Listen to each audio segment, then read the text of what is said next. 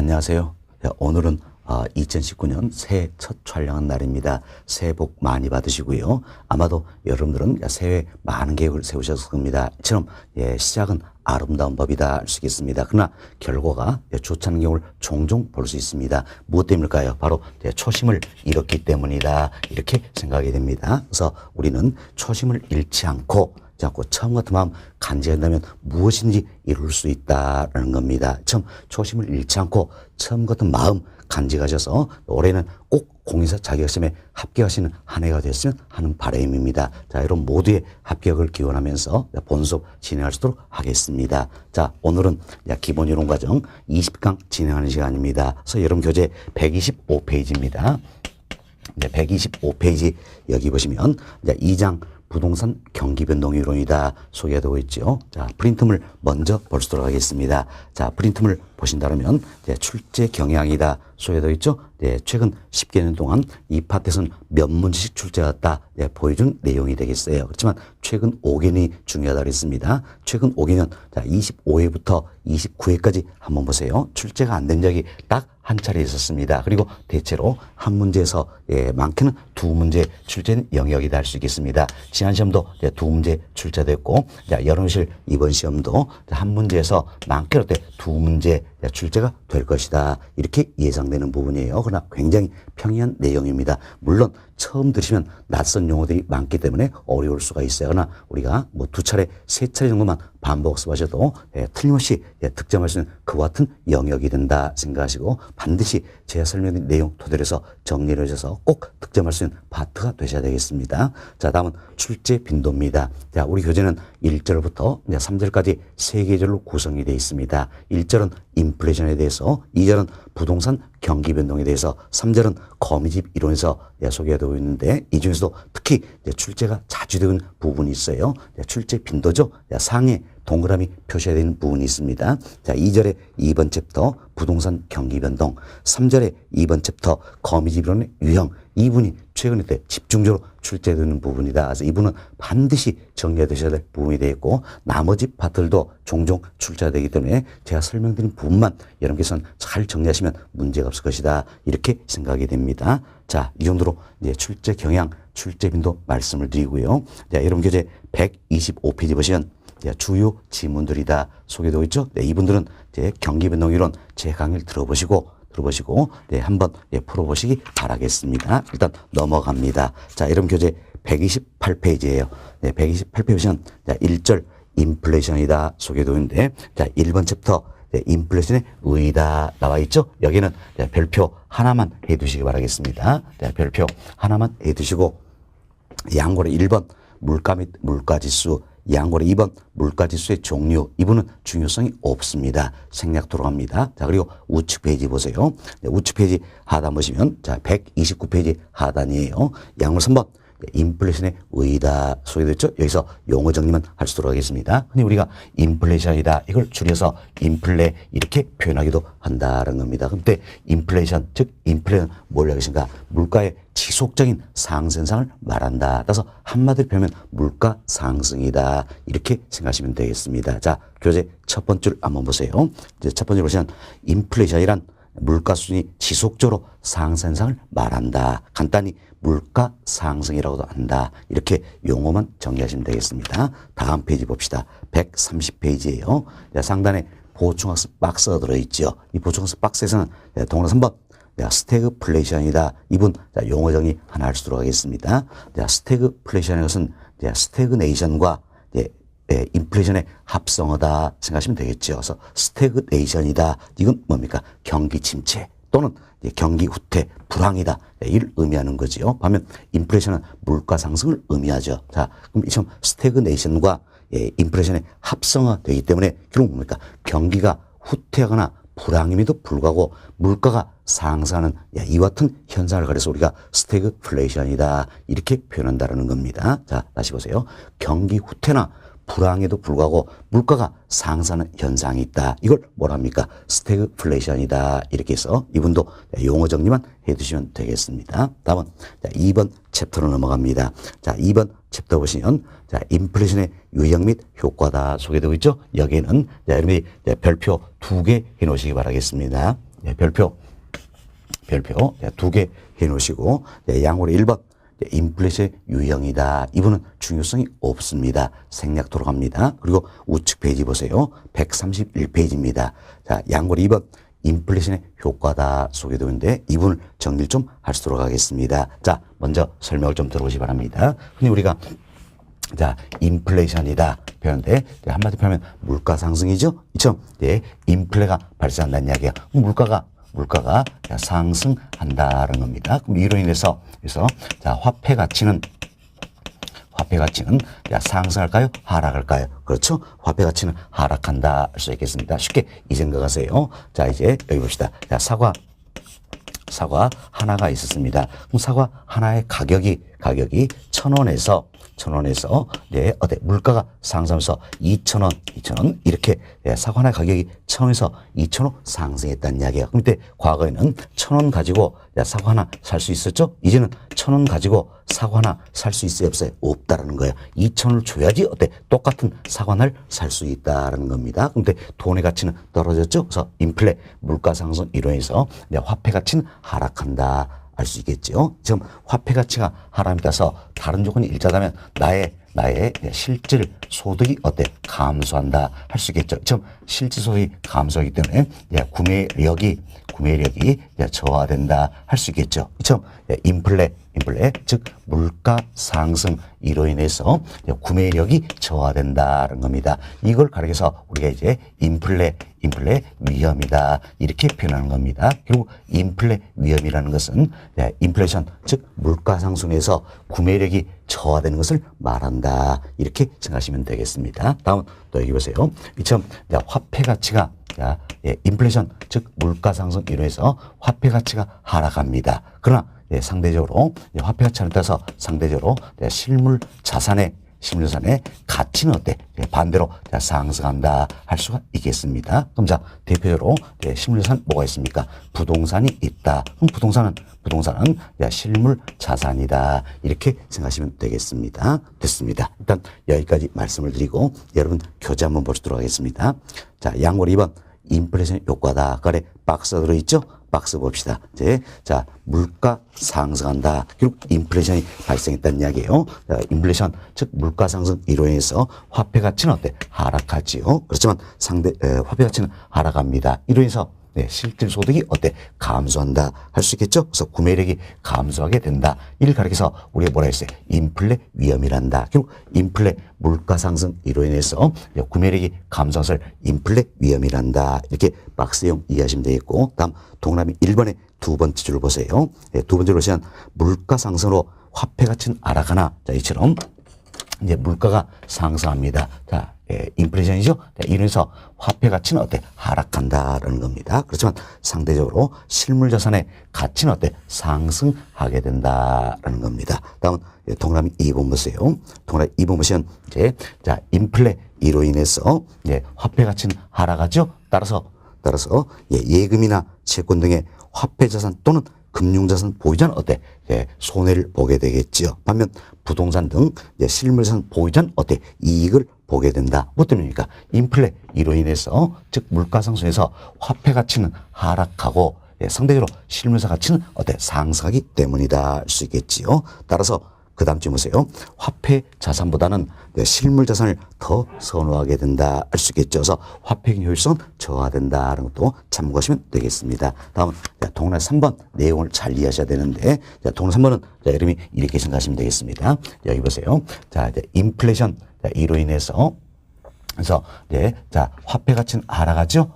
상대적으로 실물 자산의 가치는 상승한다는 이야기예요. 내가 이제 부동산에 투자한다는 겁니다. 그럼 부동산에 투자하면 투자 기간 동안 인플레가 발생하더라도 자, 부동산의 가치가 상승하지요. 지금 부동산에 투자했을 때 인플레가 발생하더라도 실물 자산인 부동산의 가치가 상승하기 때문에 화폐 가치의 하락분 이 자체를 이렇게 방어할 수 있어요, 없어요? 있다라는 이야기예요. 이때 방어하다 이걸 가리켜서 우리가 해지 이렇게 표현하는 겁니다. 해지. 결국 자, 부동산에 투자하면 투자 기간 동안 물가 상승하다 인플레가 발생하더라도 부동산의 가치의 상승분으로 화폐 가치 하락분을 방어할 수 있다. 이처럼 예, 인플레이션 하에서 해지가 가능하다라는 겁니다. 이처럼 예, 자 인플레에서 해지가 가능하기 때문에 결국 어때 구매력이 떨어진 걸 막아볼 수 있겠죠. 그래서 구매력을 보호할 수 있다는 겁니다. 이게 바로 뭡니까? 부동산 투자의 큰 장점 중에 하나가 된다. 이렇게 생각하시고 이 부분은 부동산 투자론 편에서 더 세부적으로 여러분께 설명해 주도록 하겠습니다. 우선 이런 정도로만 간단히 이해가 좀 되시면 되겠어요. 자, 이 내용이 동문회 3번 내용이 되겠습니다. 자, 동문회 3번 봅시다. 부동산을 보유하고 있다면 물가 상승으로 화폐 가치는 하락하지만 실물 자산인 부동산의 가치가 상승으로 화폐 가치 하락분을 방어할 수 있어 인플레 위험에 적절한 대처가 가능하게 된다. 이를 어때? 인플레이션 해지라고 한다. 결국 인플레이션 해지, 이를 통해서 구매력을 보호할 수 있다. 이 같은 장점이 있다. 이렇게 이해하시면 되겠습니다. 다음 동그라미 4번 내용이에요. 동그라미 4번 이 내용은 저희 또 금융론 편에서 더욱더 세부적으로 다루게 될 겁니다. 간단하게만 살펴봅시다.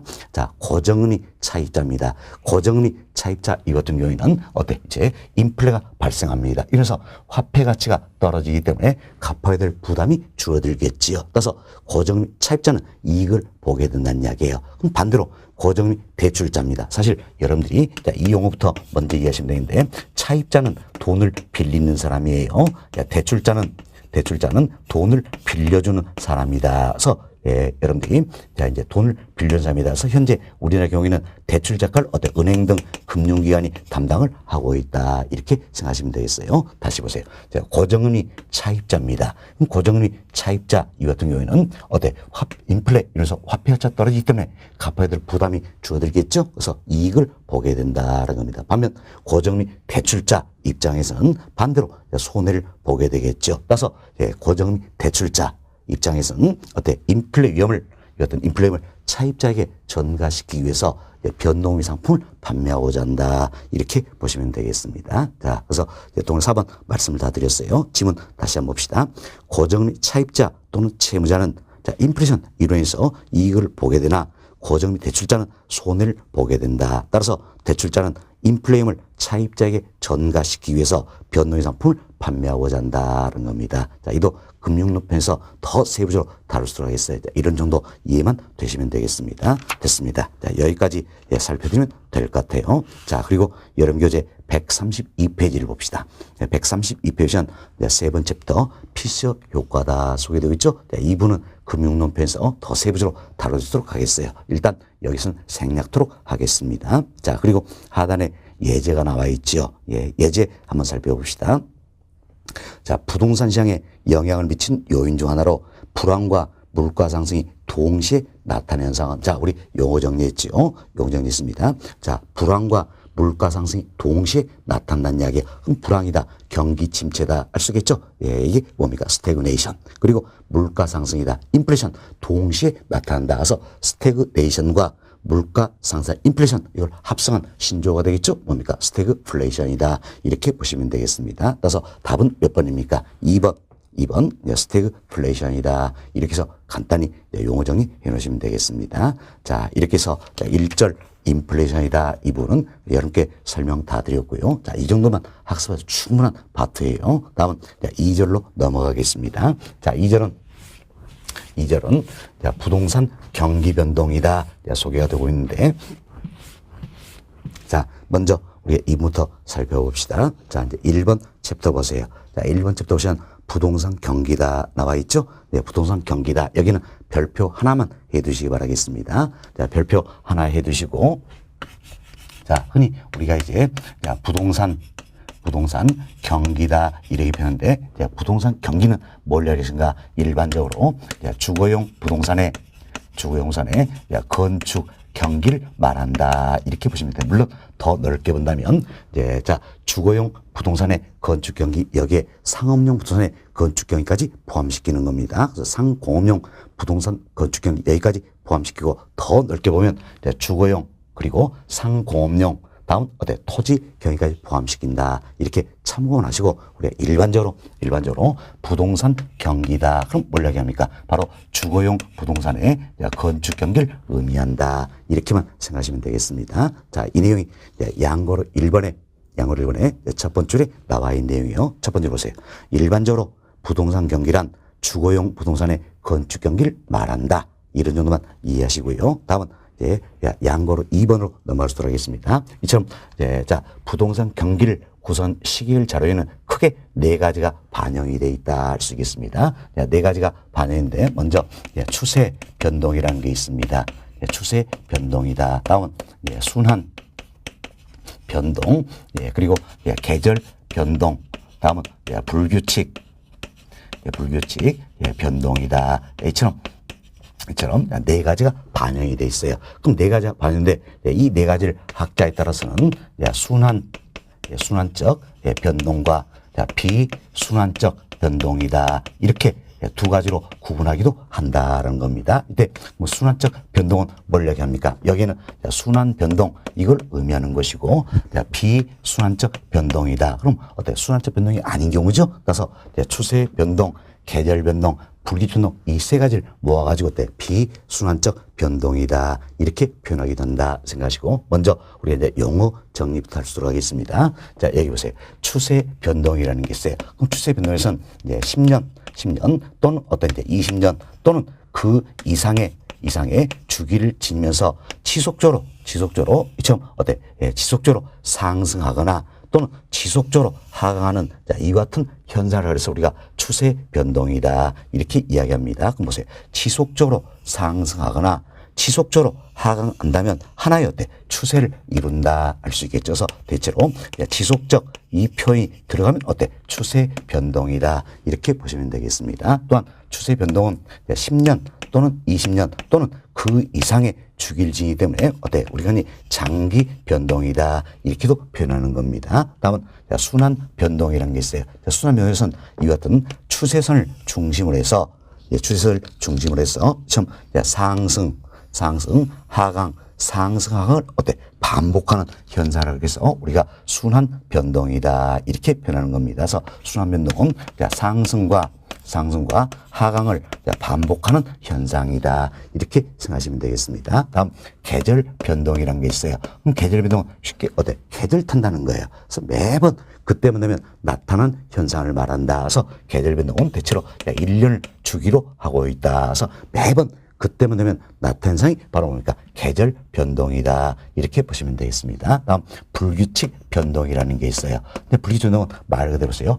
규칙적이지 못하다는 이야기예요. 그럼 규칙적이지 못하기 때문에 특별한 주기가 있어요 없어요? 없다라는 겁니다. 그래서 불규칙 변동을 특별한 주기가 없다 해서 우리가 무작위적 변동이다 또는 우발적 변동이다 이렇게도 표현한다 생각하시면 되겠습니다. 그래서 불규칙 변동을 무작위적 변동 또는 우발적 변동이다 이렇게도 표현한다라는 겁니다. 그럼 자 우리 몇 가지 예를 한번 들어봅시다. 이제 뭐 태풍이다, 해일이다, 지진, 화산 폭발 이 같은 천재지변 이 자체가 어때? 발생했을 때 부동산 경기에 영향 미칠 수 있어요 없어요? 있죠. 그러나 이 같은 천재지변은 특별한 주기가 있어요 없어요? 없다. 시도 때 없이 나타날 수가 있다라는 이야기예요. 좀 특별한 주기가 없다는 이야기. 이게 바로 불규칙 변동이다라는 겁니다. 또 전쟁 한번 잡시다. 매년 1월 1일만 되면 전쟁하는 겁니까? 아니지요. 전쟁 이도 때 특별한 주기는 없다라는 이야기. 그러나 이로 인해서 부동산 경기에 영향을 미칠 수가 있다는 겁니다. 이도 불규칙 변동에 해당되겠죠. 또한 정부의 정책이다, 뭐 규제, 제도 이도 특별한 주기가 있어요 없어요? 없죠.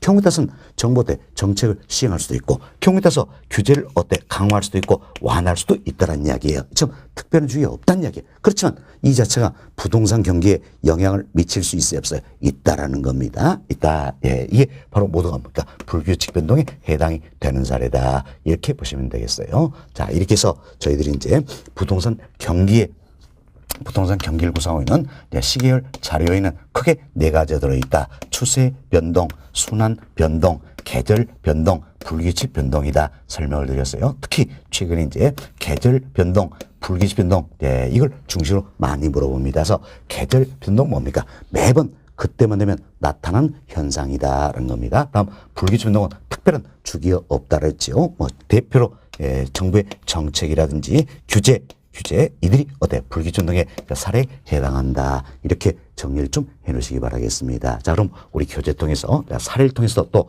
한 번 더 반복습 하시도록 하겠습니다. 자, 여러분 교재 봅시다. 133페이지예요. 자, 양고리 2번.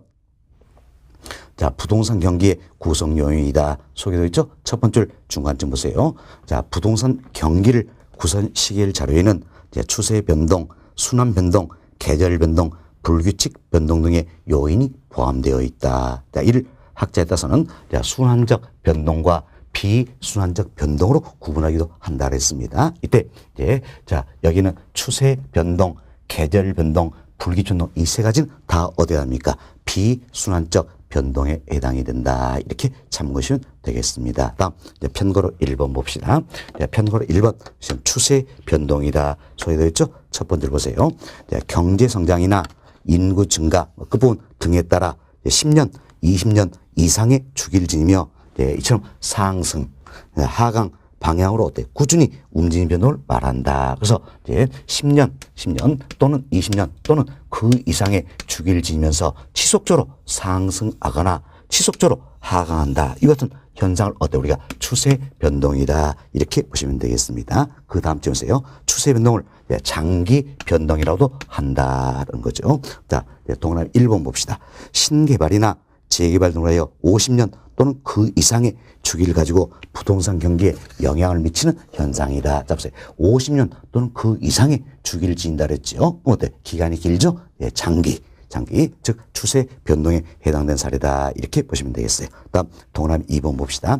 경제 성장으로 건축 허가량이 지속적으로 증가하는 현상이다. 참 건축 허가량이 어떻습니까? 지속적으로 증가한다는 이야기. 그럼 지속적으로 증가한다. 어때? 하나의 추세를 이룬다 할 수 있겠죠. 그래서 이도 어때? 추세 변동의 사례에 해당이 되는 것이다. 이렇게 생각하시고 지문에 지속적 이 표현하면 대체로 어디에 해당합니까? 추세 변동, 장기 변동에 해당한다. 이렇게 보시면 되겠습니다. 다음 편거로 2번 봅시다. 편거로 2번은 순환 변동이에요. 첫 번째 끝부분 보세요. 추세선을 중심으로 상승과 하강을 반복하여 완만한 진폭을 보는 것을 말한다. 이처럼 추세선 이걸 중심으로 해서 이처럼 상승, 하강을 반복한다. 즉 상승, 하강을 반복하는 현상을 뭐랍니까? 순환 변동이란다. 이렇게 보시면 되겠습니다. 다음 동그라미 1번 사례 한번 봅시다. 우선 건축 허가량의 전년 동기 대비 증가율이 지난 5월 정점으로 하여 후퇴기로 접어든 현상이다. 그럼 잡으세요. 지난 5월에 이처럼 어때? 정점을 찍었다는 이야기야. 정점을 찍고 이제 어때? 후퇴한다는 이야기야. 그럼 그동안 상승했겠지요. 상승하고 정점 찍고 어때? 이제 자 하강한다. 그리고 상승 그리고 어때? 하강을 반복한다. 따라서 이 사례는 어디에 해당되는 겁니까? 순환 변동에 해당이 된다. 이렇게 보시면 되겠습니다. 다음 페이지 봅시다. 평균 3번 계절 변동입니다. 첫 번째 중간쯤 보세요. 거의 매년 반복적으로 발생하는 단기적인 변동을 말한다. 자, 계절 변동은 어때? 거의 매년이다. 1년 주기로 한다. 이렇게 생각하시면 되겠습니다. 자, 몇 가지 사례 한번 살펴봅시다. 동그라미 1번 보세요. 대학교 근처에 임대주택이 방학을 주기로 공실률이 높아진 현상이다. 이때 공실률이다 나와 있죠? 이거 뭡니까? 공실 비어있는 룸이란 이야기예요. 그럼 방학만 되면 대학 근처 임대주택이 공실률이 높아진다는 이야기야. 방학만 되면 이 같은 현상이 나타난다 할 수 있겠죠. 그래서 매번 그때마다 나타난다. 어디 합니까? 계절 변동이다. 이렇게 보시면 되겠어요. 동그라미 2번. 자, 봄이나 가을에 반복적으로 주택의 거래가 증가하는 현상이다. 자, 보세요. 봄만 되면 주택의 거래가 증가하더라. 가을만 되면 주택의 거래가 증가하더라라는 거죠. 매번 그때만 되면 나타나는 현상이니까 어디에 합니까? 계절 변동에 해당된다 할 수 있겠지요. 다음 동그라미 3번 봅시다. 매년 12월에 건축 허량이 다른 달에 비해 줄어드는 현상이다. 보세요. 매년 12월은 되면 건축 허량이 다른 달에 비해서 줄어들더라는 이야기예요. 그럼 12월은 되면 나타나는 현상이죠. 매번 그때만 되면 나타난다. 1년 주기라고 있다는 이야기예요. 어디 합니까? 계절 변동에 해당한다. 이렇게 보시면 되겠습니다. 다음 편으로 4번 봅시다. 불규칙 변동입니다. 자, 태풍, 해일, 지진, 화산, 폭발 같은 천재지변, 전쟁, 파업, 그리고 그 아래줄 보세요. 정부의 정책 등의 변화에 의하여 야기된 변동으로 특별한 주기가 없다라는 이야기예요. 특별한 주기가 없으니까 비반복적이다. 알 수 있겠죠? 초단기적인 변동을 말한다. 자, 이 같은 불규칙 변동을 무작위적 변동, 우발적 변동이다. 이렇게도 표현하는 겁니다. 그래서 불규칙 변동은 특별한 주기가 없다 그랬죠. 그래서 우리가 무작위적 변동이다, 우발적 변동이다. 이렇게도 표현한다 그랬습니다. 대표적인 게 우리가 여러 가지 사례를 통해서 말씀드렸지만 정부의 정책이나 뭐 규제, 제도 이 같은 걸 들어볼 수 있다는 겁니다. 그래서 동그라미 1번 보세요. 1번 보시면 자 2005년 정부의 831 부동산 대책 같은 외부 충격으로 인하여 부동산 경기가 하강하는 현상이다. 자, 잘 보세요. 2005년 정부의 831 부동산 대책이다. 이게 뭡니까? 정책이죠. 이 자체가 경기에 영향을 미쳤다는 이야기예요. 그럼 정책은 특별한 주기가 있어요, 없어요? 없죠. 상황에 따라서 시행할 수 있는 거잖아요. 그죠? 따라서 어디 합니까? 불규칙 변동이다. 또는 무작위적 변동, 우발적 변동이다. 할 수가 있겠습니다. 다음 동그라미 3번 한번 봅시다. 동그라미 3번 보시면 2017년 정부의 파리 부동산 대책 같은 외부 충격으로 하여 부동산 경기가 하강하는 현상이다. 그죠? 자, 이도 어때요? 자, 2007년 정부의 파리 부동산 대책이다. 결국 정부의 어때? 정책이잖아요. 이 정책 이 자체가 경기에 영향을 미친다는 이야기야. 정책은 특별한 주기가 없다. 어디 합니까? 불규칙 변동의 사례가 된다. 이렇게 보시면 되겠습니다. 다음은 이제 동그라미 4번 봅시다. 이제 총 부채 상환 비율이다. DTI라는 게 있어요. 앞으로 우리가 또 많이 배우셔야 될 내용입니다. DTI 규제 완화 후 주택 거래가 증가했어요. 자, DTI 규제를 풀어줬어요. 풀어주니까 어때? 주택 거래가 증가하더라는 겁니다. 지금 규제를 풀어준 것도 특별한 주기가 없다라는 거예요. 특별한 주기가 없다. 그래서 어때? 불규칙 변동에 해당한다. 이렇게 보시면 되겠습니다. 다음 동그라미 5번 봅시다. 자, 일시적인 정부 규제 완화로 건축화량이 증가한 현상이다. 자, 보세요. 예, 이분도 일시적이다. 뭐 이 표현도 해당이 됐지만 더 어때? 우리가 세부적으로 알 수 있는 게 정부 규제 완화죠. 정부가 규제를 완화시키다. 규제를 풀어주니까 이 자체가 부동산 경기에 영향을 미치다는 이야기야. 그럼 규제를 풀어준 것도 특별한 주기가 없다. 어디 합니까? 불규칙 변동의 사례가 된다. 이렇게 보시면 되겠습니다. 동그라미 6번 가격 거품으로 건축 화량이 급격히 증가하는 현상이다. 자, 보세요. 가격 거품 이 자체도 특별한 주기가 있어요, 없어요? 없죠. 특별한 주기가 있기 때문에 이도 어디 합니까? 불규칙 변동의 사례에 해당한다. 이렇게 보시면 되겠습니다. 자, 이렇게 해서 저희들이 이제 부동산 경기를 구성하는 시계열 자료에는 크게 네 가지가 들어있다. 추세 변동, 순환 변동, 계절 변동, 불규칙 변동이다. 용어 설명 다 드렸고 여러 가지 사례를 통해서 어디에 해당되는가 살펴봤어요. 특히 이 중에서 잘 이해하실 게 뭡니까? 계절 변동과 불규칙 변동 이 두 가지라고 했습니다. 그래서 매번 그때만 되면 나타난다. 1년 주기로 하고 있다. 이는 어때? 계절 변동이 되겠죠. 다음은 정부의 정책이나 규제 뭐 일 통해서 자 부동산 경기 영향을 미친다. 이는 특별한 주기가 없는 거죠. 그래서 불규칙 변동에 해당한다. 이 두 가지를 특히 잘 이해를 좀 해놓으시면 되겠습니다. 자, 이렇게 해서 1번 챕터 부동산 경기에 대해서는 다 말씀을 드렸고요. 다음은 2번 챕터로 넘어갑니다. 자, 2번 챕터는 부동산 경기 변동이다 소개되고 있죠. 그래서 2번 챕터 옆에다가는 별표 3개를 해놓으시기 바라겠습니다. 자, 2번 챕터 옆에다가는 별표 3개 해놓으시고요. 굉장히 중요한 부분이 되겠습니다. 별표 3개 해놓으시고 설명을 먼저 들어보시기 바라겠습니다. 자, 저희들이 조금 전에 부동산 경기를 구성 시계열 자료에는 네 가지가 들어있다 그랬지요. 추세 변동, 순환 변동, 계절 변동, 불규칙 변동 네 가지가 들어있더라. 이때 먼저 계절 변동을 제거시킵니다. 다음 불규칙 변동도 제거시킵니다. 그리고 추세 변동도 제거시킨다는 이야기예요. 그럼 딱 하나 남죠. 뭐 남습니까? 순환 변동 하나 남다는 이야기예요. 그럼 순환 변동 이거 하나만 고려를 해보자라는 겁니다. 자, 그럼 보세요. 추세 변동도 다 제거시켰으니까 이제 추세선은 지속적으로 상승한다, 지속적으로 하강한다 할 수 있어요, 없어요? 없다라는 이야기예요. 자, 추세 변동 다 제거시켰다 그랬죠? 그럼 제거시키니까 이제 추세선은 지속적으로 상승한다, 지속적으로 하강한다 할 수가 없다라는 겁니다. 그래서 이처럼 이제 영선인 즉 수평의 모습인 추세선이 있다라는 이야기예요. 수평의 모습인 이와 같은 추세선이 있다라는 겁니다. 자, 이와 같은 추세선을 중심으로 해서 좀 상승 그리고 어때? 하강을 반복한다는 이야기야. 이와 같은 현상을 가리켜서 우리가 뭐라고 것인가? 부동산 경기 변동이다. 이렇게 이야기하는 겁니다. 참 우리나라에서는 부동산 경기 변동을 설명할 때는 결국 뭐만 고려합니까?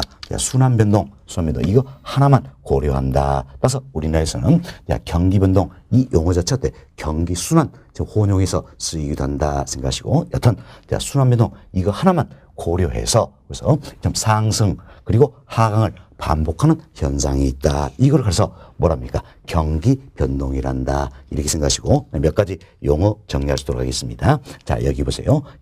여기가 어때? 경기가 가장 안 좋은 점이 있죠. 경기가 가장 안 좋은 점에 대해서 여기는 뭡니까? 저점 이렇게 표현하는 거죠. 다음 여기도 경기가 가장 안 좋은 점이다. 그래서 저점. 자, 여기는 경기가 가장 좋은 점이네요. 정점이다.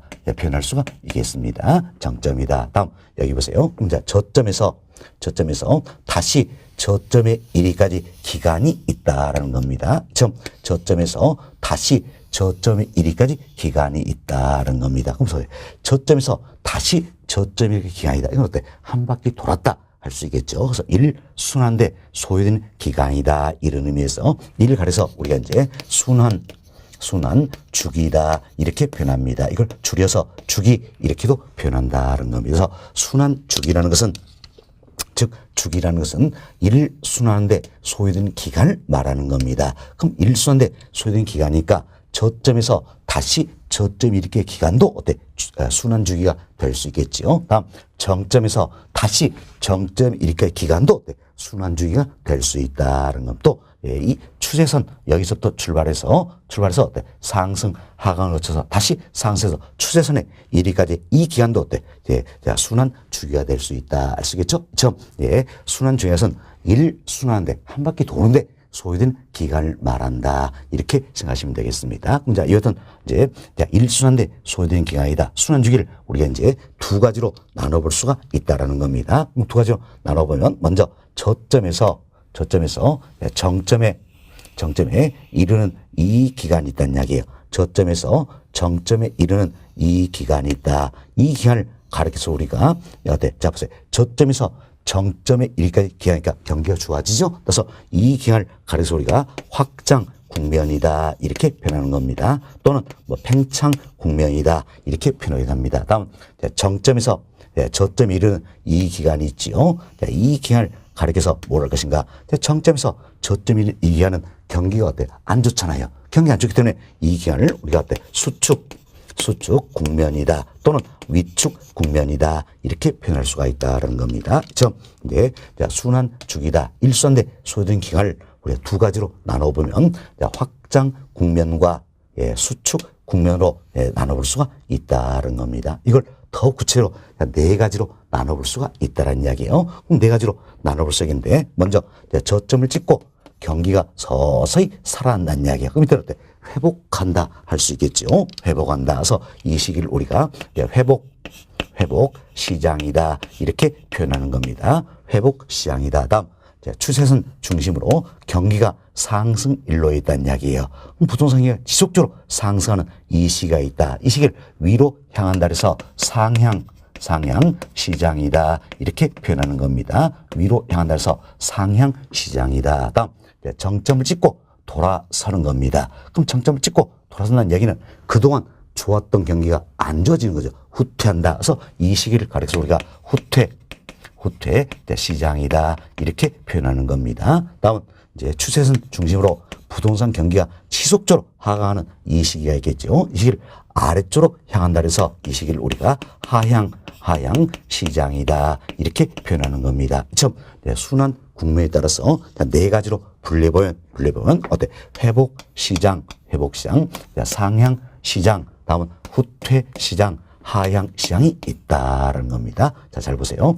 우리가 이제 순환 국면에 따라서 네 가지로 분류했죠. 뭐가 있습니까? 회복 시장, 상향 시장, 후퇴 시장, 하향 시장이 있다라는 겁니다. 그렇지만 부동산만의 고유한 시장이 하나가 더 있어요. 그런데 그 시장이 바로 뭡니까?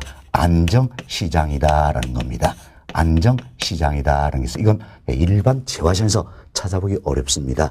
부동산 시장에만 고유하게 존재하는 그와 같은 시향이 되는데, 안정시향은 사실은 아무 때나 올 수가 있습니다. 아무 때나 올 수 있기 때문에 순환 국면이라는 분류는 아니에요. 아니에요. 그렇지만 순환 국면에서 영향을 많이 받는 건 사실이겠지요. 여튼 안정시향이라는 게 있다. 자, 이는 이게 하향시장에서 가장 대표적인 사례로 찾아볼 수 있겠는데, 하향시장 부동산 경기가 아주 안 좋죠. 그래서 거래가 거의 안 된다는 이야기. 그럼에도 불구하고 거래가 되는 부동산이 있다는 이야기예요. 자, 예를 들어서 도심에 위치가 좋고 규모가 작은 부동산이라든지 또는 역세권, 이 같은 경우에는 경기가 아무리 안 좋더라도 거래가 된다는 이야기. 왜? 실수요의 힘에 의해서 뒷받침되기 때문이다 할 수 있겠습니다. 자, 이처럼 불황에 강한 유형의 부동산 시장이다. 이게 안정시장을 설명하는 가장 대표되는 사례가 된다. 이렇게 참고해 놓으시면 되겠습니다. 결국 우리 부동산 시장은 순환 구매에 떠서 분류하면 네 가지죠. 회복시장, 상향시장, 후퇴시장, 하향시장이다. 그래서 학자에 따라서는 이 네 가지로 설명하기도 하고, 학자에 따라서는 안정시장 여기까지 포함해서 5가지로 설명하기도 한다. 이렇게 참고하시면 되겠습니다. 이제 이분은 잠시 한 번 더 설명해 주시도록 하겠어요. 다음은 여기 보시다 이제 이처럼 정점과 저점 사이에 이 폭이 있습니다.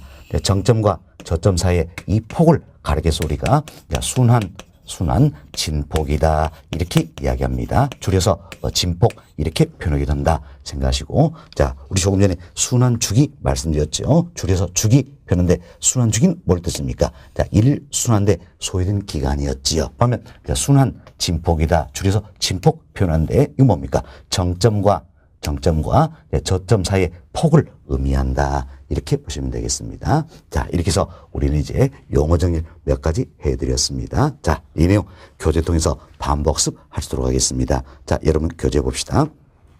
134페이지 하단 보세요. 134페이지 하단 보시면 양으로 1번. 부동산 경기 변동의 의의다. 첫 번째 보세요.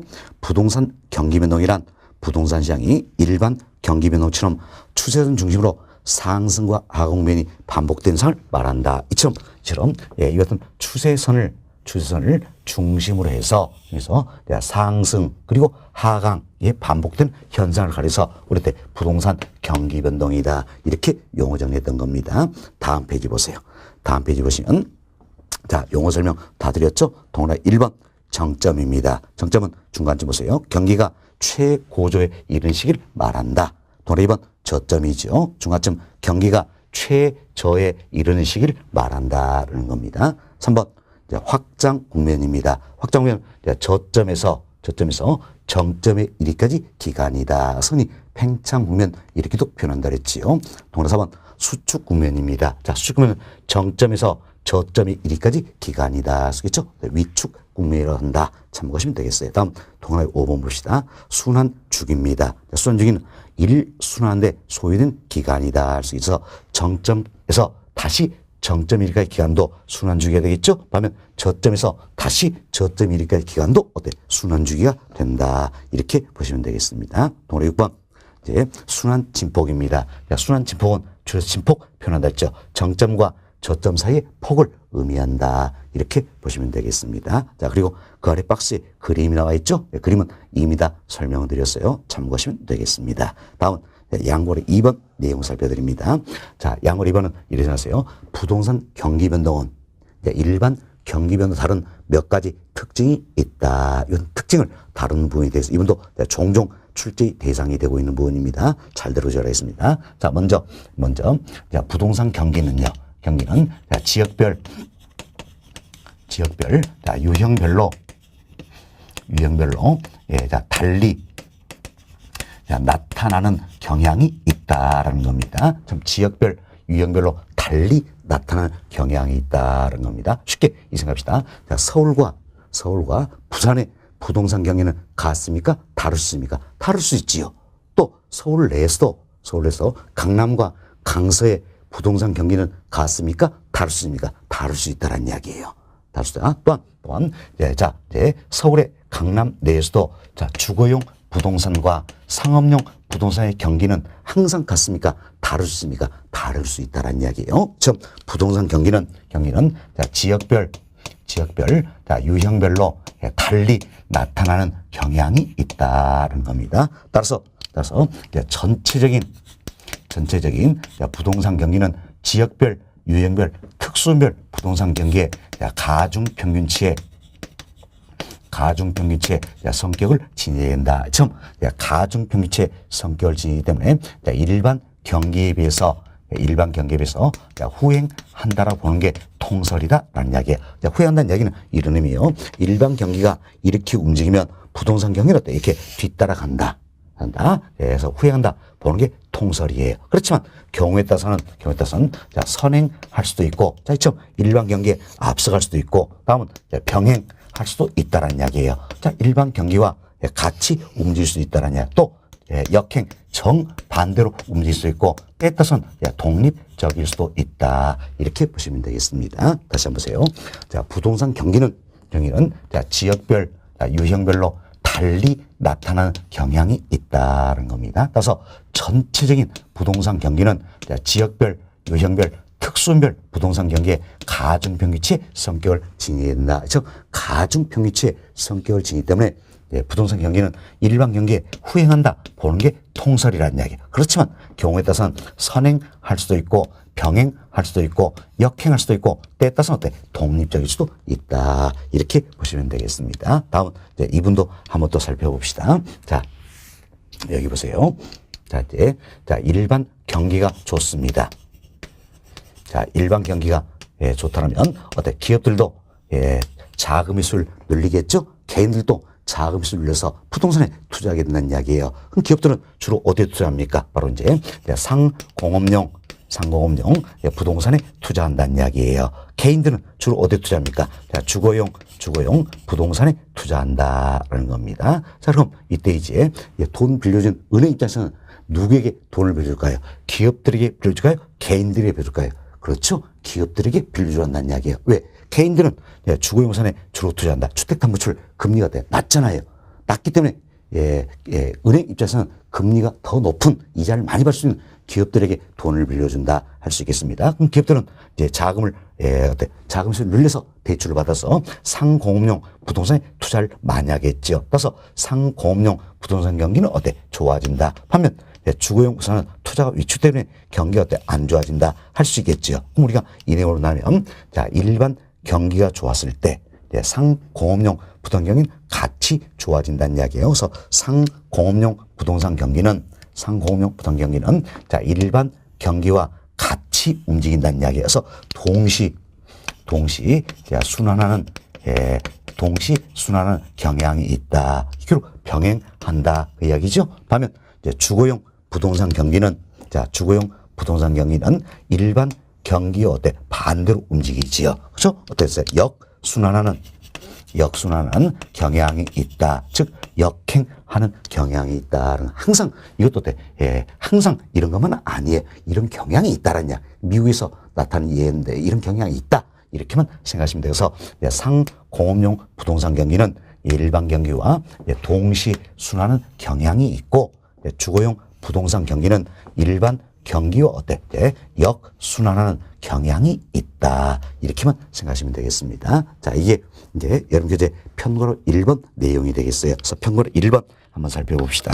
이제 편거로 1번 보시면 지역적이며 개별적인 현상이다. 그래서 돈의 1번 부동산 경기는 도시별로 다르게 변동할 수 있고, 자, 서울과 부산의 부동산 경기는 다를 수가 있다는 이야기지요. 다음 같은 도시라도 도시 안의 지역에 따라 다른 변동 현상을 보일 수 있다. 서울이 할지라도 강남과 강서의 부동산 경기는 다를 수가 있다는 겁니다. 돈의 2번 부동산 경기는 지역이나 부동산에 따라 각각 다른 변화 특성을 나타내는 경향이 있으므로 전체적인 부동산 경기는 지역별, 유형별, 특수분류 등의 가중평균치의 성질을 지닌다. 우리가 설명드렸죠?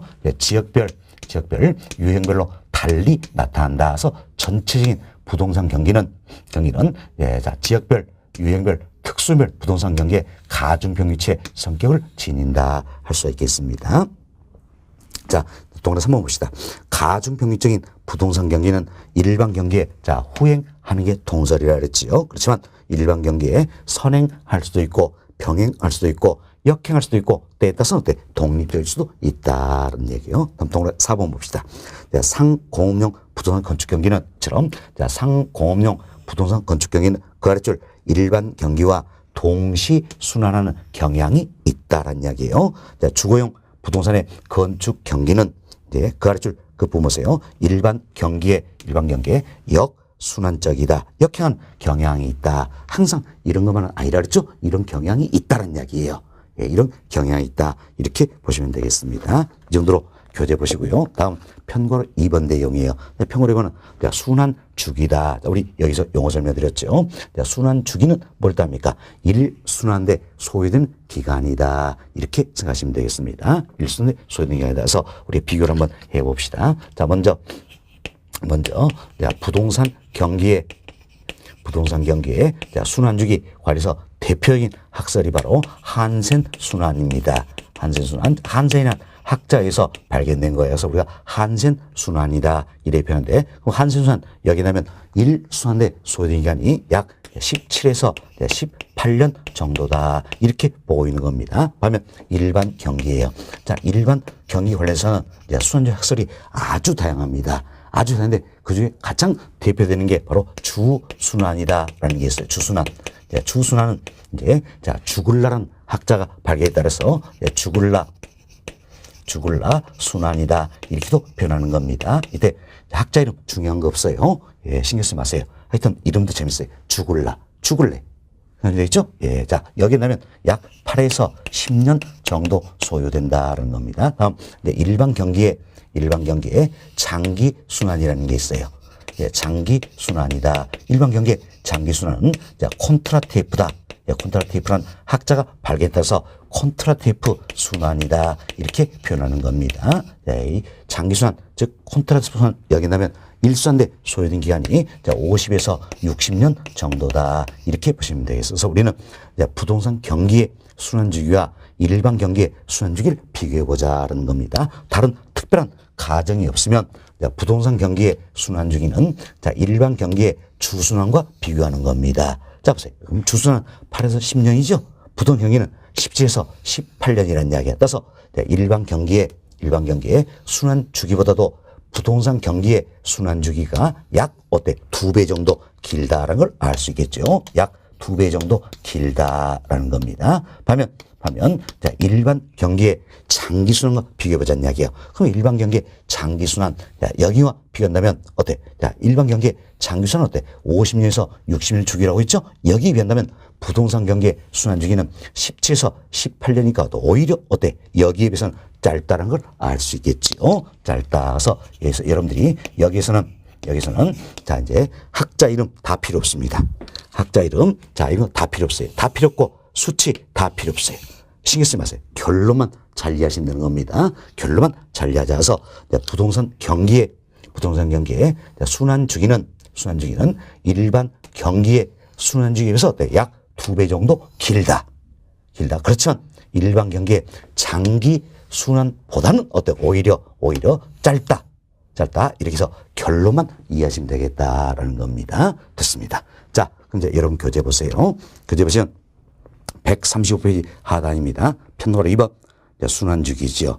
첫 번째로 봅시다. 부동산 경기는 일반 경기에 비해 순환주기가 약 2배 정도 길다라는 이야기예요. 길다. 그리고 일반 경기의 장기 순환인 콘트라테이프 순환 이보다는 짧다. 이 결론만 이해하시면 된다 그랬습니다. 그리고 136페이지 상단 보시면 박스 들어있죠? 박스에 제가 말씀드린 부동산 경기의 순환주기다. 대표적인 한센순환, 일반 경기의 순환주기다. 그래서 대표적인 주순환, 주글라 순환이죠? 장기순환, 콘트라테이프 순환 이걸 넣어드렸어요. 그런데 전혀 신경 쓸 필요 없다. 학자 이름 중요한 거 없다 그랬어요. 수치 중요한 거 없다 그랬어요. 결론만 잘 하자. 결론 뭡니까? 부동산 경기의 순환주기는 일반 경기의 순환주기보다 약 2배 정도 길다. 그렇지만 일반 경기의 장기 순환보다는 부동산 경기의 순환주기가 오히려 짧다. 결론만 이해하시면 되겠습니다. 다음 평균 3번. 자, 순환 진폭이다. 소개인데 순환 진폭은 뭡니까? 정점과 저점 사이의 폭을 말한다는 겁니다. 자, 이건 우리가 이런 생각을 해봅시다. 자, 이제 일반 경기가 아주 좋습니다. 그 일반 경기가 좋아서 좋아서 내가 가지고 있는 땅 위에다가 오피스텔 하나 지어서 분양하면 분양이 아주 잘 될 것 같아요. 그래서 오피스텔 짓기 시작했습니다. 그래서 오피스텔 총 이제 15층짜리 짓기 시작했는데 오피스텔 8층 이렇게 지어 올라갔어요. 8층 이렇게 딱 올라갔는데 일반 경기가 정점을 찍고 돌아서더란 이야기야. 그럼 이때 나는 어떻게 합니까? 8층까지는 일단 올라갔죠? 그럼 오피스텔 짓던 거 멈추고 자, 휘장막 딱 쳐놓습니다. 그리고 플랜카드 그렇지요. 경기 좋아지면 다시 짓겠습니다. 이런 겁니까? 아니잖아요. 아니죠? 일반 경기는 꺾였지만 오피스텔 계속 지어가죠. 그럼 부동산 경기는 그대로 간다는 이야기예요. 그럼 일반 경기보다도 부동산 경기의 정점은 더 높다는 걸 알 수 있다는 겁니다. 일반 경기보다도 부동산 경기의 정점은 더 높다라는 겁니다. 반면 부동산 경기는 한번 불황에 늪에 빠지면 쉽게 헤어나질 못한다라는 겁니다. 그래서 저점은 더욱더 깊다 할 수 있겠습니다. 이처럼 부동산 경기는 일반 경기에 비해서 정점은 높고 저점은 깊다라는 이야기야. 따라서 정점 높고 저점 깊기 때문에 따라서 자, 순환 진폭이 일반 경기에 비해서 크다. 이렇게 이분도 결론만 이해하시면 되겠다. 사실처럼 부동산 경기의 순환 진폭이 일반 경기의 순환 진폭보다 큰 건 뭡니까? 바로 시장이 불안해서 일반 경기에 민감하게 대응하지 못하기 때문에 이야기예요. 만약에 일반 경기에 민감하게 대응한다면 일반 경기가 정점 찍으면 부동산도 정점 찍어야 되겠죠. 그렇지만 일반 경기에 민감하게 대응하지 못하기 때문에 참 순환지폭은 더 크다라는 겁니다. 다 필요 없어요. 이분도 결론만 잘 이해하시면 되겠습니다. 일반 경기에 비해서 부동산 경기의 순환지폭은 크다. 결론만 이해를 해놓으시면 되겠어요. 자, 여러분 교재 봅시다. 평월 3번. 첫 번째 줄이에요. 부동산 경기는 일반 경기에 비해 정점은 더 높고 저점은 더 깊어 순환지폭이 크다. 결론만 이해하시기 바라겠습니다. 다음 평고로 4번 봅시다. 순환 국면입니다. 동그라미 1번. 자, 부동산 경기는 일반 경기에 비해 주기의 순환금이 뚜렷하거나 일정치 않는 경향이 있다는 겁니다. 즉 주기의 순환 국면이 불규칙적이고 불명확하게 나타나는 경향이 있다. 이런 경향이 있다. 이렇게만 참고하시고 2번 동그라미 2번 부동산 경기는 일반 경기에 비해 확장 국면과 수축 국면의 차이가 큰 특징을 갖는 경향이 있다는 겁니다. 자, 보세요. 그래서 이와 같은 확장 국면과 수축 국면 사이의 차이가 크다는 이야기예요. 이런 특징이 있다는 겁니다. 사실 이 부분은 우리 다음 시간에 또 말씀드리겠지만, 자, 예를 들어서 유통시장에서는 수축 국면에서는 매수자를 아주 중시합니다. 다음 확장 국면에서는 매도자를 오히려 더 중시하는 경향이 있다는 이야기예요. 자, 차이가 크다. 이 같은 특징을 갖는 경향이 있다 생각하시고, 이분은 다음 시간에 더 구체적으로 말씀을 드리도록 하겠습니다. 다음 동그라미 4번 내용입니다. 자, 동그라미 4번은 우리 이런 합시다. 부동산 경기는 회복은 서서히 이루어집니다. 그렇지만 후퇴는 급격히 이루어지는 경향이 있다는 이야기예요. 회복은 서서히 이루어지기 때문에 저점에서 정점에까지 기간은 길다. 그러나 후퇴는 급격히니까 정점에서 저점까지 기간은 짧다. 이와 같은 경향이 있다라는 겁니다. 따라서 이 모습을 보니까 대칭자입니까? 비대칭자입니까? 비대칭자이라서 경기순환에 비대칭성이 있다. 이렇게 보시면 되겠네요. 그래서 동네 4번 봅시다. 부동산 경기는 일반 경기에 비해 회복은 느리나 후퇴는 빠른 경향에서 회복은 서서히 이루어지죠. 후퇴는 빠르다라는 이야기예요. 급격히 이루어진다. 자, 이런 경향에서 저점에서 정점에 이르는 기간은 길지만, 자, 저점에서 정점에 이르는 길죠? 반면 정점에서 저점에 이르는 기간은 짧다라는 이야기예요. 짧다. 자, 이 같은 경기순환에 비대칭성이 있다라는 겁니다. 자, 이렇게 해서 저희들이 이제 부동산 경기의 특징 몇 가지를 말씀드렸어요. 먼저 부동산 경기는 지역적이며 개별적인 현상이다. 다음 순환 주기 설명드렸고, 다음은 순환 진폭 설명드렸죠. 순환 국면 이분까지 설명을 드렸어요. 그래서 경기면 특징 몇 가지 잘 이해를 좀 해놓으시기 바라겠습니다. 우리 지금 종종 출제한다 그랬죠? 잘 이해해 놓으시고요. 자, 다음 시간에는 양물 3번에는 부동산 경기변동의 순환 국면 여기서부터 계속해서 설명을 드리도록 하겠습니다. 이번 시간은 여기까지 진행을 해드립니다.